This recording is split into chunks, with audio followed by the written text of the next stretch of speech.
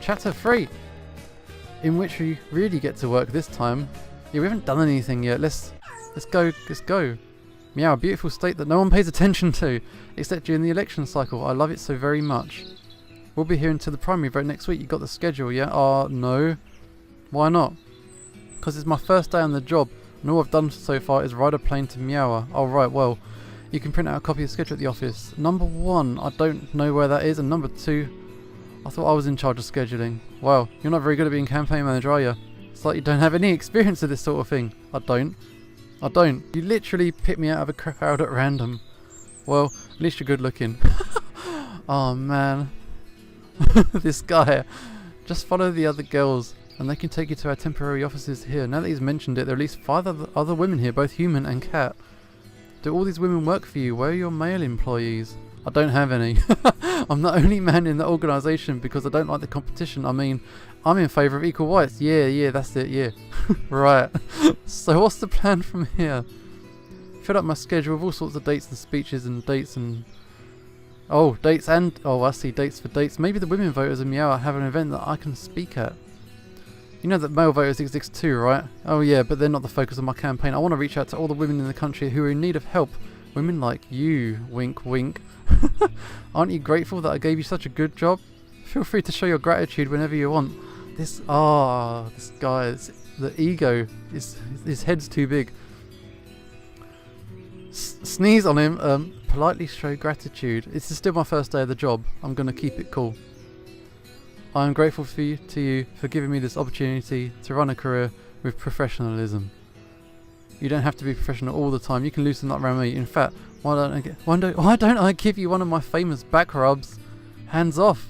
Have you been declawed? No. Yeah, you're not giving me any back rubs then. Suit yourself. Other women say I'm magic with my paws. Again with the flirting. I have a question I want you to answer honestly. Have you ever been involved with a sexual harassment lawsuit? Yeah. I've had 18 of them, 1 for each toe. Is he missing toes? Why? Just checking. I know you think I'm a good for nothing flirt, and trust me, I like the challenge. Oh no! Women who play hard to get are my favourite, but the truth is my personality runs deeper than that. I actually yow. Do you see what Beverly's wearing today? I need to go compliment her outfit right away. Later, babe.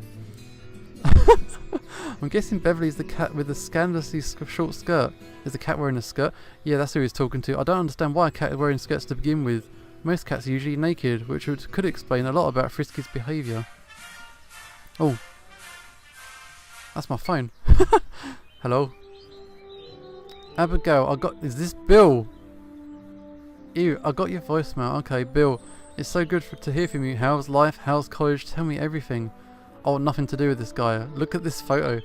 It's the shades. College is actually not that good right now. They're not letting me take any classes in major until my 3rd year.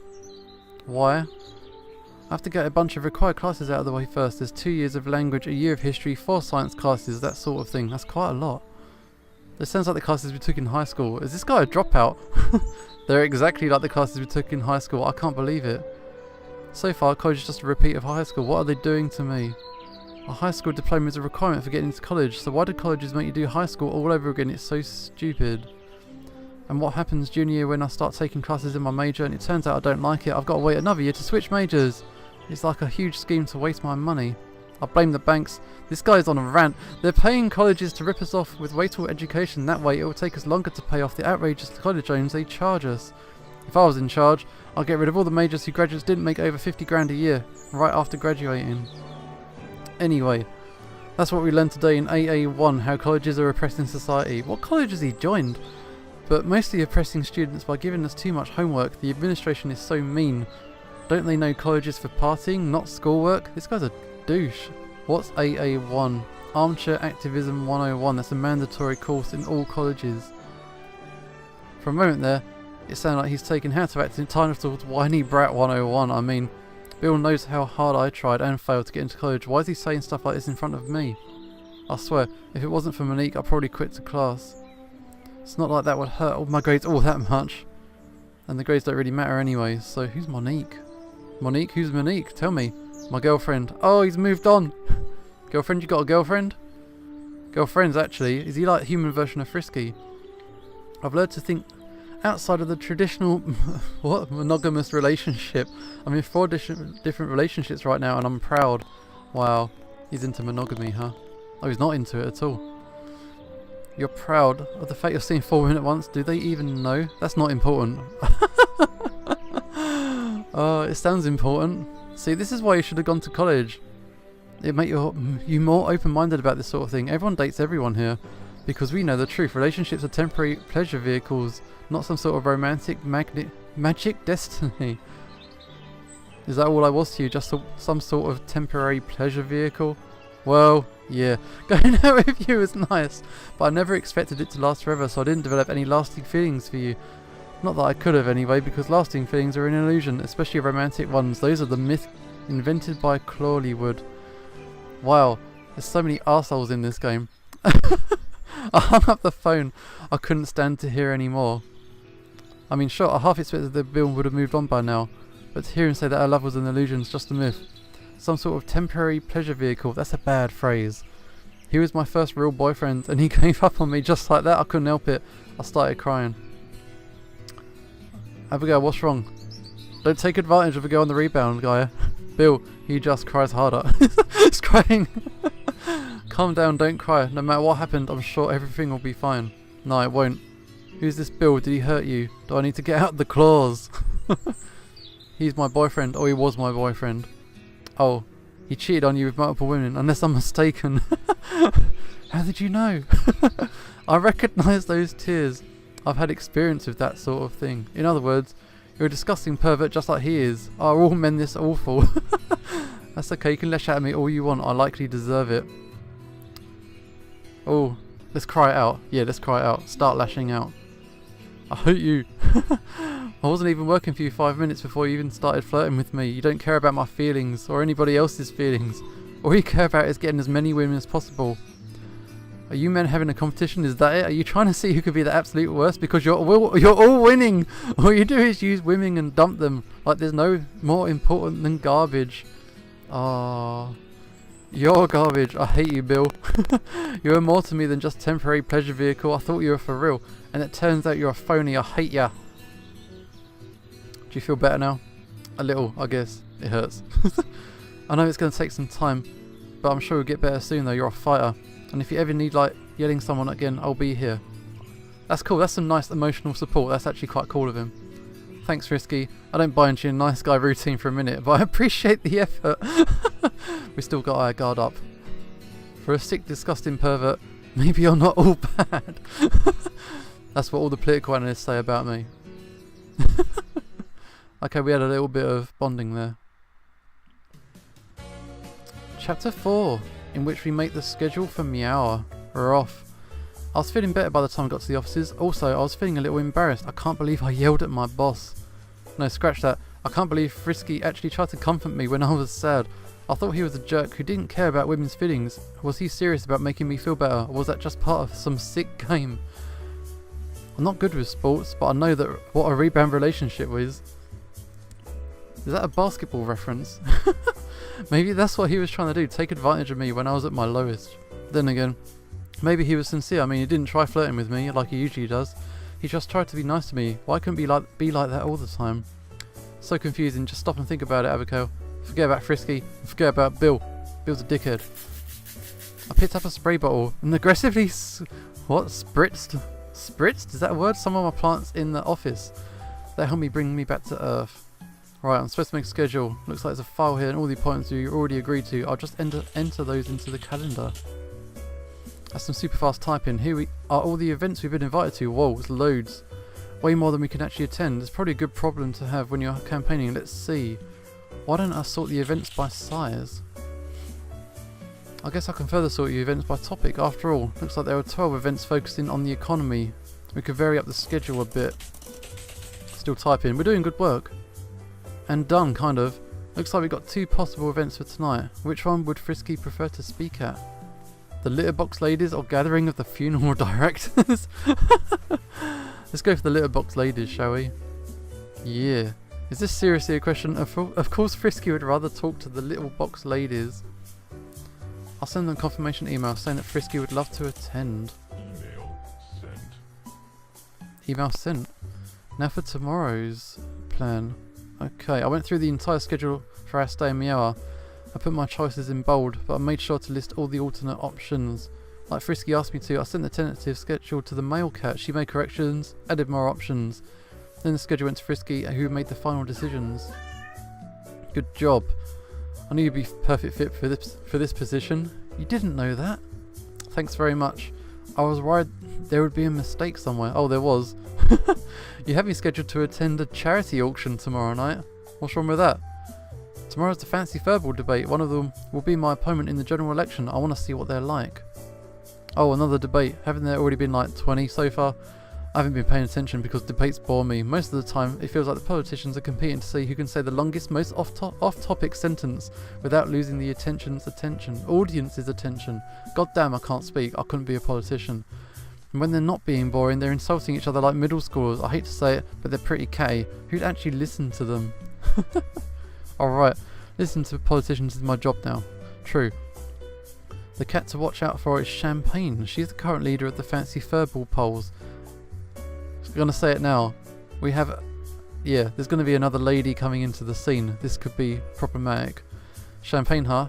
Never heard of her. She's supposed to be rich, refined and elegant. They say she won the last debate, paws down. She'd be a tough challenger, I guess. I'll see for myself when the debate comes on. Wanna watch it with me? Yeah, let's go. He's asked me out. Sure, that's a great opportunity for me to learn more about politics. Excellent, you can stop by my hotel room at 6. If you excuse me, I need to work on my speech for the litter box ladies. Litter boxes are the backbone of the American economy. You should not poo-poo them. That's dumb. I use my litter box every day and so should you. That's better. Litter boxes should not be treated like garbage. They should be treated with dignity and honour. Practicing his speech there. I left Frisky to his speechifying. I'm not a big fan of speeches myself. They remind me too much of the lectures I got in high school. I had this super boring teacher named Mr. Drew who used to talk about politics a lot. In fact, I can remember his class now. Flashback. It's the teacher. Mr. Drew, and that's how I lost my fortune. Had to go back to being a teacher. It was the saddest day of my entire life. Sounds like he just poured his heart out to the class. Anyway, back to politics. The Republican and Democrat parties were both eliminated when humans were banned from politics. This resulted in the formation of many different political parties, such as the Long Hairs, the Text Message Enthusiasts, and Team Jacob. Eventually, they were consolidated into two parties we had today, the Sharp Claws and the Fancy Furballs. Each party gets to have one candidate represent them in the general election, and the candidate is selected through a series of 3 primary elections. No, I love you more. What? Ahem. Oh, she's talking to Bill. Miss Abigail, turn your phone off right now. Pay attention. Sorry, Bill. I gotta hang up. My stupid history teacher is glaring at me. See you at the library tomorrow after school? Course. Oh, Bill. That's so great. I can't wait to see you again. I love you so much. I love you forever and ever. Even if we go to different colleges, I won't look at other girls. The fact you even say that means that you're gonna do it. I'll call you every night. That's so romantic. What do you... Yeah, he's gone. Give me back my phone. You swipe. If you don't hang up in 2 seconds, I'll throw this phone in the garbage can. That's a nice little flashback, wasn't it? Well, they'll have to remember that. Bill was so... Doesn't matter anymore. Whatever Bill and I had between us, it's over for good. He's going to show up later. You can just tell. Still, maybe I should have paid a little more attention during the class that day. I didn't learn anything at all about the Shark Claws and the Fancy Furballs, and that's kind of important information for me to know. Yeah, they're in charge of your country. Well, I guess I'll learn more about the Fancy Furballs during their debate tomorrow night. It sure was nice of Frisky to invite me to watch it with him. Maybe I'll benefit from his expert political analysis. I doubt that. But we'll do what we can. Logged into my email, sent messages to everyone informing them of the new schedule.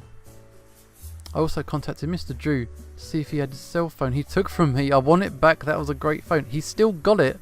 He confiscated that for a long old time. Once emails are sent, I spent about 5 minutes wondering what to do next. Frisky hadn't given me any assignments aside from scheduling, and that was already done, so I went to talk to the woman in the next office to see if she knew what I should do next. I'll have a tea break, who knows? Who's this? Excuse me. I can see you're doing work now. It's Lola. Yeah, you're Deanna's replacement. I'm sorry, but I don't remember your name. Abigail. Pleased to meet you. If you came to ask if I got your email, yes. Looks like they got you set up on the system correctly. That's good to know, but I actually came by to ask if there's any extra work that needs to be done. I'm finished with the schedule. In that case, well, let me ask you a question first. Can you keep a secret? Here we go. Yes, why do you ask? The truth is, nobody here does a lot of work. Frisky mostly pays us to stand around all day and look pretty. It's very cushy. For instance, my only assignment yesterday was to put a bumper sticker, to sort the bumper sticker sales records. It took me about 10 minutes. I spent the rest of the day screwing around on my computer. In fact, since Frisky is gone for the rest of the day, I was thinking about sneaking out and catching a movie this afternoon. Do you want to come with? My treat. Well, if there's nothing else to do, trust me, there isn't. Frisky keeps hiring new girls in order to impress them. Now we've got way more employees than what we have work to do. Everyone here just goofs off most of the time. In that case, sure, I guess we'll go. But if we do get in trouble, I'm blaming you. Oh, don't worry. No one even noticed we're gone. No one noticed when I took a 3-hour lunch break every day last week. Lola was right, no one did notice. And the next day, my job assignment was the same thing. Make sure the schedule was okay. I was done in less than half an hour. There's no way this should count as a full-time job, but it does. I'm basically getting paid to tour the country and live a life of leisure. Not a bad gig, yeah? Totally makes up for the fact that the boss is a flirt. As it turned out though, Frisky's way more of a flirt than I realised.